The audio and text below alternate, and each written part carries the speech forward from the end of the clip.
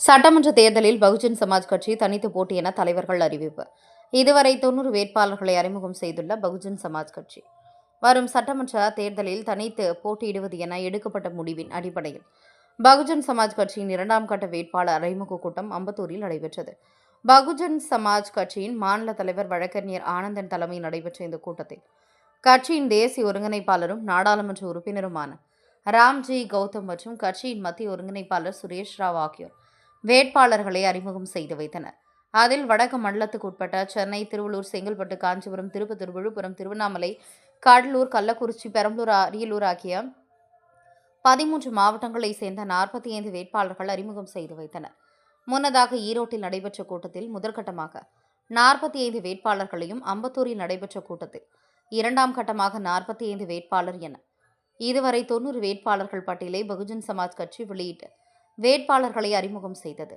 Armstrong மறைவுக்கு பின்னர் அவரது மனைவி பொற்கொடி ஆம்ஸ்ட்ராங் தமிழ் மாநில பகுதியின் சமாஜ் கட்சி என்ற புதிய கட்சியை தொடங்கிய பின் வழக்கறிஞர் ஆனந்த் தலைமையில் பகுஜன் சமாஜ் கட்சி தனியாக தேர்தலை சந்திக்க உள்ளது குறிப்பிடத்தக்கது. இப்பொழுது களம் காண இருக்கக்கூடிய இந்த வேட்பாளர்களை இந்த கூட்டத்திலே அறிவிக்க அவங்களுடைய தமிழ்நாட்டின் புரோகர்கள் தான் அதிமுகவும் திமுகவும். நம்ம இந்திய முழுவதும் யானை சின்னம் இன்றைக்கு தனித்து பாபா சாஹிப்பினுடைய கொள்கையும் கம்சிராமையாவுடைய வழிகாட்டுதலும் இன்றைக்கு இந்திய முழுவதும் கொண்டு செல்கின்ற ஒரே ஒரு கட்சி இருக்கிறதுனா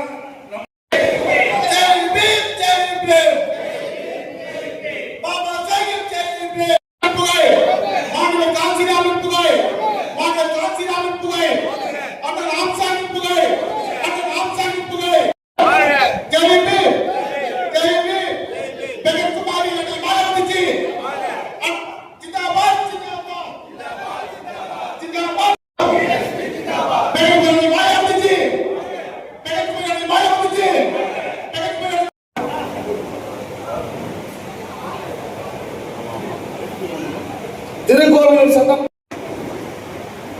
குடியாத்தம் சட்டமன்ற வேட்பாளர் ஜி.டி. பூவரசு, திருப்பத்தூர் கொஞ்சம் mobile light தூக்காதீங்க.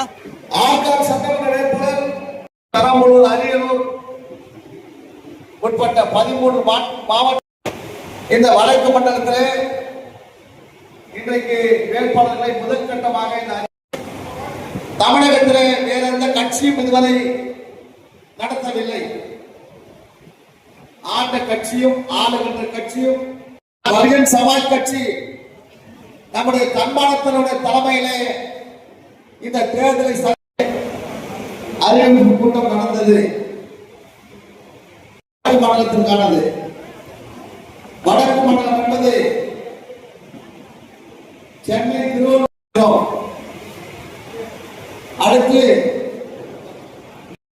eradicate the injustice between you. Bihar எலெக்ஷனை பற்றி நீங்கள் கேள்விப்பட்டிருப்பீர்கள். பீகார் எலெக்ஷனிலே நாம் சில இடங்களிலே 4 இடங்களிலே 2வதாக வந்தோம், ஒரு இடத்திலே வெற்றி பெற்றோம். பல இடங்களிலே நாம் பல தோல்வி அடைவதற்கு காரணமாக இருந்திருக்கின்றோம். அப்படிப்பட்ட சூழ்நிலையிலே சதீஷ் என்பவர் அந்த தேர்தலிலே எல்லாவற்றையும் நாம் முன்னேற்றி சென்று விட்டோம். ஆனால் உங்களிடம் உரையாற்றுவார். கட்சியுடைய ஆர்வமுள்ள தொண்டர்கள் அனைவரும் இருப்பார்கள். கட்சிக்கு சில போட்டிகள் இருக்கின்ற எந்தெந்த தொகுதியில் நிற்க வேண்டும் என்று. அதனால் அப்படிக்கும் எம்பி அவர்கள் உரையாற்றிய பின்பு அந்தந்த தொகுதி எந்தெந்த தொகுதி என்று தீர்மானிக்கப்படும். நிறுவன தலைவர் மதிப்புக்குரிய தாதா சாஹேப் கன்சிராம் அவர்கள் மற்றும் பாபா சாஹேப் அம்பேத்கர் அவர்கள், நம்முடைய இரும்பு மங்கை பேஞ்சி மாயாவதி அவர்கள் ஆகிய அனைவருக்கும் என்னுடைய வணக்கத்தை தெரிவித்துக் கொள்கின்றேன்.